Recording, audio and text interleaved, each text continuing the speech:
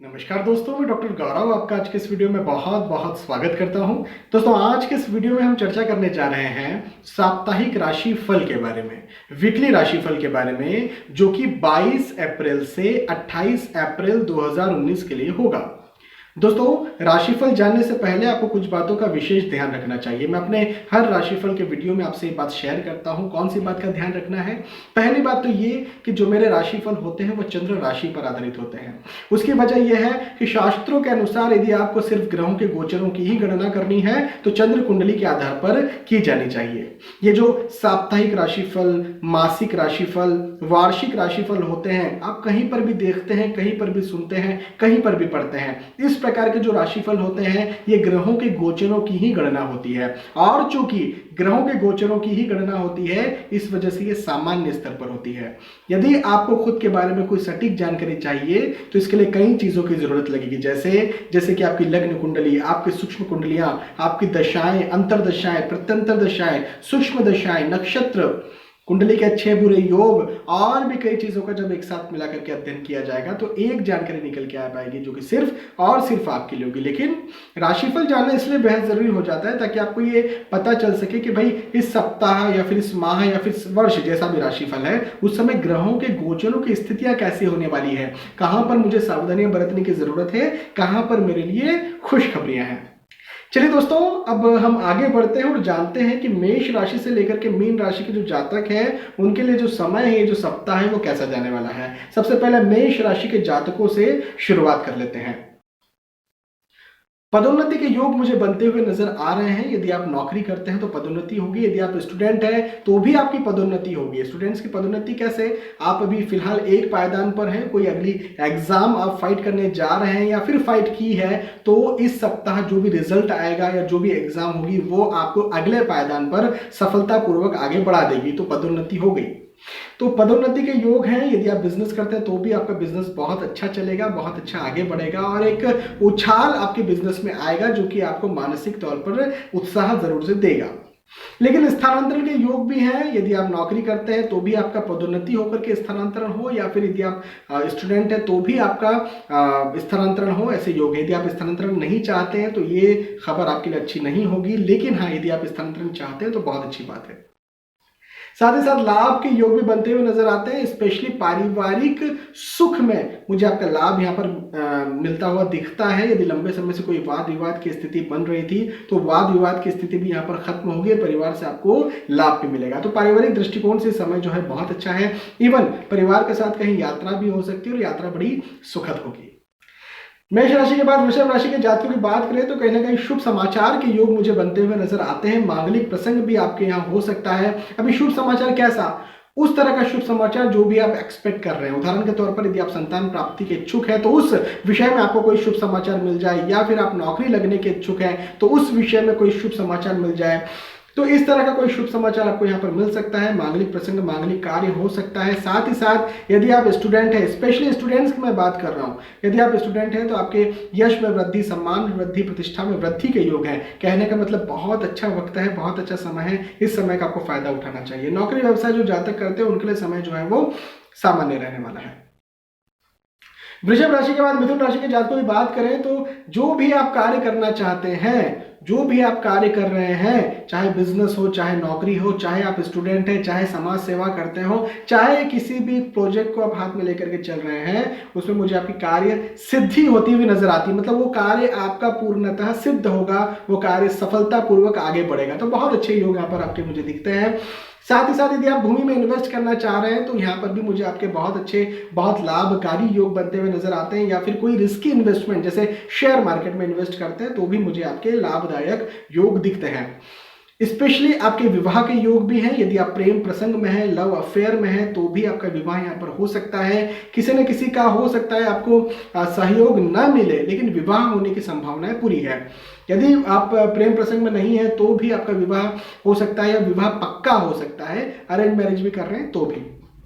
मिथुन राशि के बाद यदि कर्क राशि के जातकों की बात करें तो आपकी भी यहाँ पर प्रतिष्ठा में वृद्धि होती हुई नजर आती है, यश में वृद्धि होती हुई नजर आती है, सम्मान में, और आपके जो भी कार्य है उन सारे कार्यों में मुझे आपकी वृद्धि होती हुई नजर आती है, आपकी मन चाही वृद्धि होती हुई नजर आती है। साथ ही साथ उन्नति तो मैंने आपको बता ही दिया। विवाद यदि लंबे समय से किसी भी तरह का चल रहा था, चाहे वो पैतृक संपत्ति में हो, चाहे वो पारिवारिक स्थिति में हो, चाहे वो किसी भी क्षेत्र को लेकर के विवाद आपका चल रहा था लंबे समय से, तो वो विवाद भी यहाँ पर खत्म होने वाला है। स्टूडेंट्स की यदि हम बात करें तो या स्टूडेंट्स के साथ साथ नौकरी व्यवसाय करने वाले जातक सबकी यदि हम बात करें तो चूंकि जैसा मैंने कहा कि प्रतिष्ठा में वृद्धि है, तो स्टूडेंट्स की हो, चाहे नौकरी करें चाहे व्यवसाय करें, प्रतिष्ठा में वृद्धि तभी होती है जब अच्छा वक्त चल रहा हो, जब अच्छे फल आपको मिल रहे हो, जब आपको सफलता मिल रही हो। तो ओवरऑल आपके लिए समय जो है वो बहुत अच्छा है। कर्क राशि के बाद सिंह राशि के जातकों की बात करें तो यहाँ पर मुझे आपके खर्च ज्यादा दिखते हैं, आपका फिजूल का खर्च ज्यादा दिखता है, सेविंग में कमी होती हुई मुझे आपकी यहाँ पर नजर आ रही है। तो आपको यहाँ पर अपनी सेविंग्स को थोड़ा सा बढ़ाना है, फिजूल के खर्चों को कम करना है, किसी को पैसा उधार नहीं देना है, कहीं पर पैसा फिजूल में इन्वेस्ट नहीं कर देना है, रिस्की इन्वेस्टमेंट तो बिल्कुल भी नहीं करना है, जैसे शेयर मार्केट होता है वहां पर। स्पेशली धन के दृष्टिकोण से जो वक्त है, या फिर कहूँ सेविंग के दृष्टिकोण से जो वक्त है, उतना ज्यादा अच्छा आपको नहीं रहेगा। लेकिन पारिवारिक दृष्टिकोण से समय बहुत अच्छा है, परिवार का साथ भरपूर मिलेगा। स्पेशली संतान पक्ष की बात करें तो संतान पक्ष में कोई ना कोई खुशखबरी दिखती है। संतान आपकी है तो ऑब्वियसली संतान पक्ष में खुशखबरी दिखेगी, लेकिन संतान नहीं है और संतान प्राप्ति के इच्छुक है तो वहां पर कहीं ना कहीं खुशखबर उसके लिए भी मिल सकती है। साथ ही साथ यदि आप स्टूडेंट हैं तो भी आपके लिए यहाँ पर यह वक्त जो है उन्नति कारक दिखता है। सिंह राशि के बाद कन्या राशि के जातकों की बात करें तो आपको परिश्रम ज्यादा करना पड़ेगा, आपको मेहनत ज्यादा करना पड़ेगी, आपको कार्य अधिकता ज्यादा लग सकती है, भागादौड़ी ज्यादा फील हो सकती है, लेकिन धन में वृद्धि भी आपकी होगी, आय में वृद्धि भी आपकी होगी, सेविंग्स में वृद्धि भी आपकी होगी। कहने का मतलब जिस चीज के लिए परिश्रम ज्यादा कर रहे हैं, जिस काम के लिए भाग दौड़ ज्यादा कर रहे हैं, जिस काम के लिए आपको कार्य अधिकता महसूस हो रही है और प्रेशर आप जिस काम के लिए ज्यादा ले रहे हैं, उस कार्य में सफलताएं है। तो ओवरऑल धन वृद्धि भी है। साथ ही साथ यदि आप स्टूडेंट हैं तो वहां पर भी आपकी सफलताएं हैं। आप किसी भी प्रकार का कोई प्रोजेक्ट लेकर के चल रहे हैं तो वहां पर भी आपकी सफलताएं हैं। तो ओवरऑल मेहनत ज्यादा कीजिए और सफल बनिए, ये आपका यहां पर इस सप्ताह के लिए सूत्र है। कन्या राशि के बाद तुला राशि के जातकों की बात करें तो ये सप्ताह तो बहुत अच्छा है, बहुत शानदार है। यश में वृद्धि है, प्रतिष्ठा में वृद्धि है, धन में वृद्धि है, लेकिन एक बात यह है कि फिजूल का तनाव आपको यहाँ पर सताता रहेगा। फिजूल का तनाव आने वाले वक्त के लिए होगा। ये वक्त तो अच्छा है, ये वक्त तो अच्छा गुजर रहा है, लेकिन आने वाला वक्त कहीं खराब ना हो जाए, इस फिजूल की चिंता को लेकर के आप परेशान रहेंगे, जो कि आपके इस आज के वक्त को भी खराब करेगा। तो आज के वक्त को खराब ना करें, फिजूल की चिंताओं से, फिजूल के तनाव से आपको यहाँ पर बचने की जरूरत है, केवल यही बात है। अदरवाइज आपका ये समय बहुत अच्छा है, चाहे किसी भी दृष्टिकोण से हम बात कर लें। तुला राशि के बाद यदि हम वृश्चिक राशि के जातकों की बात करें तो अनसर्टेन गेन यहाँ पर मिलता हुआ नजर आता है। स्पेशली आप यदि शेयर मार्केट में हैं, यदि कोई आप इंट्राडे ट्रेडिंग करते हैं या कोई रिस्की इन्वेस्टमेंट करते हैं, तो अचानक से आपको कहीं लाभ होता हुआ मुझे दिखता है। तो अचानक से लाभ के योग है। अभी शेयर मार्केट मैंने केवल एक एग्जांपल लिया, और भी कई चीजें हो सकती हैं जहां पर अचानक से आपको लाभ मिले। तो अचानक से लाभ के योग है, धन में वृद्धि के योग मुझे स्पेशली दिखते हैं। स्टूडेंट्स की बात करें तो भी आपको लाभ है, यदि आप नौकरी व्यवसाय करते हैं तो भी आपको लाभ है। यदि आप पारिवारिक दृष्टिकोण से बात कर ले तो वहां पर भी आपकी जो स्थितियां हैं बहुत अच्छी हैं, बहुत खुशनुमा है। तो ओवरऑल आपके लिए जो वक्त है, जो समय है, बहुत अच्छा है।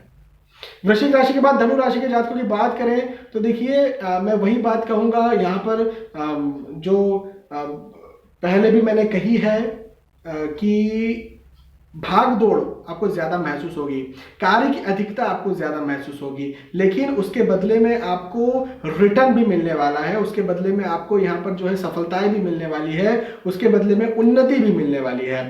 तो परेशान नहीं होना है। यदि आपको किसी भी तरह का कष्ट होता है, यदि आपको किसी भी तरह का मानसिक कष्ट होता है, प्रेशर आपको लगता है, कार्य अधिकता आपको लगती है, तो मानसिक कष्ट ज्यादा होता है। मानसिक कष्ट को साइड में रखते हुए आप सफलता की तरफ ध्यान आकर्षित करें, केंद्रित करें, आपको सफलता जरूर से यहाँ पर मिलने वाली है। लेकिन एक बात और है कि धार्मिक कार्यों में भी आपका यहाँ पर मन लगेगा, धर्म की तरफ या अध्यात्म की तरफ आपका मन लगेगा, मेडिटेशन करने की तरफ आप रुचि लेंगे, धार्मिक पुस्तकें, धार्मिक ग्रंथ पढ़ने की तरफ आप रुचि लेंगे, और ये बहुत अच्छी एक बात यहाँ पर मुझे दिखती है। पारिवारिक माहौल जो है वो बहुत अच्छा रहेगा। धनु राशि के बाद मकर राशि के जातकों की बात करें तो आपकी भी यहाँ पर सफलताएं मुझे बनती हुई नजर आ रही है, लेकिन कहीं ना कहीं वाद विवाद की स्थिति भी दिखती है। अभी वाद विवाद की स्थिति आपके पारिवारिक जनों के साथ हो या फिर आपके कॉलिग्स के साथ हो, आप जहां कार्य करते हो उन लोगों के साथ हो, जो भी हो, लेकिन वाद विवाद की स्थिति से आपको बचना चाहिए। लेकिन आप नौकरी करें, व्यवसाय करें, स्टूडेंट हो, आपकी यहाँ पर मुझे सफलताएं जरूर से बनती हुई नजर आती है। धन में वृद्धि भी मुझे यहाँ पर आपकी ज्यादा दिखती है। मकर राशि के बाद कुंभ राशि के जातकों की बात करें तो फिजूल का तनाव आपको भी सताएगा। कोई नया विचार आप कर सकते हैं, कोई नया प्लानिंग आप कर सकते हैं। जो भी नया प्लानिंग आप करें उसे आप साकार रूप भी दें। आपका ये सप्ताह जो है उस नई प्लानिंग में आपका बिल्कुल साथ देगा, लेकिन फिर वही बात कि भविष्य को लेकर के चिंता होगी कि भाई ये सप्ताह तो अच्छा है लेकिन आने वाला वक्त कैसा होगा। तो ये जो फिजूल की चिंता है, इस फिजूल की चिंता से आपको यहाँ पर निकलना चाहिए। अदरवाइज इस सप्ताह को भी या इस समय को भी, इस अच्छे समय को भी आप खराब कर देंगे। पारिवारिक स्थिति, नौकरी, व्यवसाय, स्टूडेंट्स के लिए यदि हम बात करें तो समय जो है बहुत अच्छा है, बहुत उन्नतिकारक समय है। कुंभ राशि के बाद मीन राशि के जातकों की बात करें तो कहीं ना कहीं घरेलू परेशानियां आपको यहाँ पर परेशान कर सकती है। वाद विवाद की स्थिति घरेलू तौर पर आपको बन सकती है। लेकिन यदि हम धन के दृष्टिकोण से बात करें, आप यदि नौकरी करते हैं तो पदोन्नति की बात करें तो पदोन्नति के योग भी हैं, उन्नति के योग भी हैं, सफलताओं के योग भी हैं। स्टूडेंट्स के लिए भी सफलताओं के योग है, लेकिन बस घरेलू समस्याएं जो है वो आपको तंग कर सकती है और घरेलू समस्याओं में भी स्पेशली वाद विवाद की स्थिति आपको परेशान कर सकती है। एक और बात कि किसी घर में कोई सदस्य है जिनकी तबीयत वगैरह खराब हो जाए, स्वास्थ्य में कहीं ना कहीं गिरावट हो जाए, जिस वजह से भी आप परेशान रहे, तो ऐसे भी योग हैं। तो स्वास्थ्य का ध्यान आपको खुद का भी और साथ ही साथ अपने नियरेस्ट डियरेस्ट का, अपने करीबियों का भी आपको रखना पड़ेगा। लेकिन यदि आप कोई रिस्की इन्वेस्टमेंट करते हैं, जैसे कि भूमि में इन्वेस्ट आप करें या फिर आप शेयर मार्केट में इन्वेस्ट करें, तो मुझे आपके बहुत अच्छे लाभ के योग बनते हुए नजर आ रहे हैं। तो मीन राशि के जातकों के लिए ओवरऑल समय अच्छा है, केवल घरेलू परेशानियां जो है वो आपको यहाँ पर परेशान कर सकती है।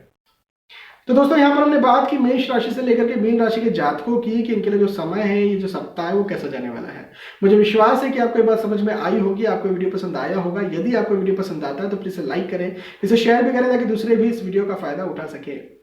दोस्तों आपने वीडियो देखा, आपका बहुत बहुत धन्यवाद। आने वाले वीडियोज में, आने वाले एपिसोड्स में फिर मिलेंगे। तब तक के लिए आज के इस वीडियो में आपसे विदा चाहूंगा। नमस्कार।